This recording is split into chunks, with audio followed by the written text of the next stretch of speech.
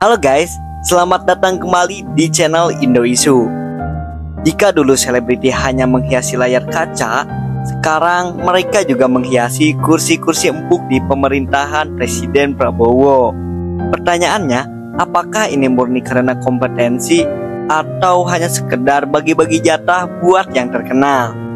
Siapkan diri kalian, karena daftar ini bakal bikin kalian geleng-geleng kepala. Di urutan pertama ada Raffi Ahmad. Kita mulai dari Sultan Andara. Raffi Ahmad resmi diangkat jadi utusan khusus Presiden Pembinaan Generasi Muda dan Pekerja Seni. Raffi berjanji bikin event buat anak muda. Katanya sih pakai dana dari RANS, perusahaan miliknya. Tapi pertanyaannya, buat rakyat atau buat ningkatin branding? Oh iya, gak lupa kalau Doi punya kekayaan lebih dari 1 triliun rupiah. Dari tanah di mana-mana sampai koleksi kendaraan mewah. Dengan angka segitu gede, mending Raffi bikin negara sendiri sekalian. 2. Yovie Widianto.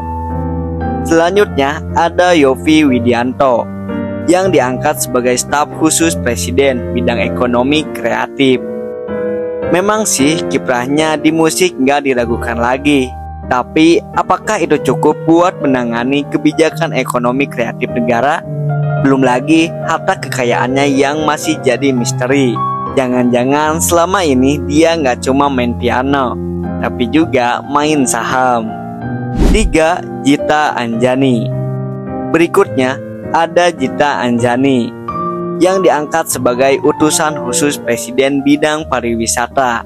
Yang menarik, dia merupakan anak dari Menko Pangan Zulkifli Hasan. Wah, makin kental aja nih aroma dinasti politiknya. Punya harta 89 miliar, Gita sih santai aja kalau harus liburan ke luar negeri buat studi banding, ya kan Bu? Keempat, Raline Shah. Kita lanjut ke Raline Shah yang ditunjuk jadi staf khusus Menkomdigi. Katanya tugasnya menjalin kemitraan global dan edukasi digital. Apakah karena pengalamannya di dunia hiburan atau karena pergaulannya yang luas? Yang jelas, posisi ini bukan peran di film, tapi jabatan beneran. Apakah ini murni prestasi atau ada tangan-tangan yang bekerja di belakang layar? 5. Ada Rudy Valinka. Nah, ini dia yang bikin heboh. Rudy Valinka alias Kurawa, yang dikenal sebagai salah satu pendengung, tiba-tiba dapat jabatan sebagai staf khusus Menkomdigi.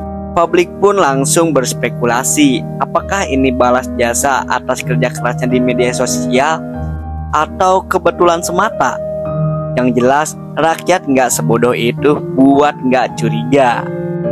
Keenam, Deddy Corbuzier. Terakhir, ada Deddy Corbuzier yang resmi jadi staf khusus Menteri Pertahanan. Dari pesulap, YouTuber, terus tiba-tiba masuk ke Menhan. Kayaknya nggak ada yang mustahil di Indonesia. Belum lagi, Deddy kini wajib melaporkan kekayaannya ke KPK. Kita tunggu aja berapa harta kekayaan sebenarnya dari pria yang sering mewawancarai orang-orang, jangan-jangan lebih gede dari para jenderal.